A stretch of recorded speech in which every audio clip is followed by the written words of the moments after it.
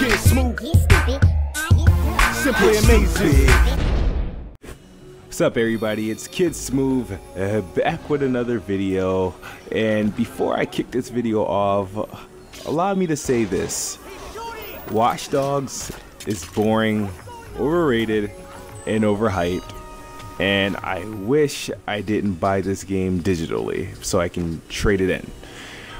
With that being said, Watch Dogs is a good game, but this video is not about Watch Dogs. It's about another open world game that is fun. And this game that I find very, very fun, and I'm happy that I went back to it. It's this old launch title on the Xbox One called Dead Rising 3. Now, at my first playthrough, I thought the game was, pretty average. It was cool, it was fun, definitely a must-have as a launch title, but I didn't think it was a hit. Now, after taking some time to play the game and going back through the game and taking advantage of all the DLC that was available, this game is very, very worth it, and I suggest anybody to pick it up, especially now. You can probably find it for 40 bucks. You can probably get the whole game with all the DLC for 60 bucks. And I think the game is just so much fun. I've been playing this game a lot more than I have been playing Watch Dogs. No pun intended, but it's the truth. Especially the Super Alpha remix. I spent a lot of time with that with fellow YouTubers, with Rise, Gibbo. We played a lot through it the other night. It's just so much to the game that adds so much replay value. The multiplayer is fun.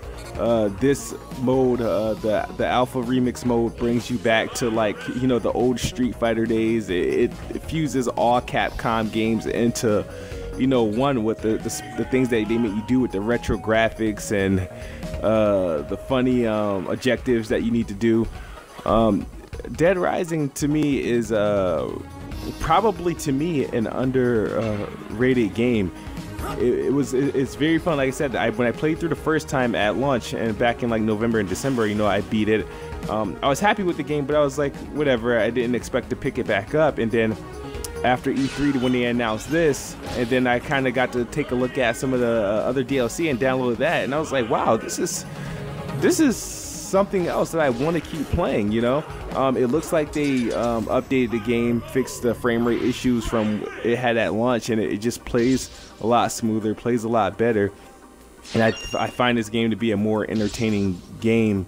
Open world game, for my open world fix. I can't believe it. I was like, I'm missing that game, and I thought Watch Dogs was that game, and I had this game on my hard drive all along, and I'm just happy I was able to get back to it. So I suggest anybody, if you haven't tried Dead Rising 3, pick it up. It's definitely a must buy, a must have. I don't think we got much games coming for the summer, but this one you can pick up for relatively cheap, and it's very fun.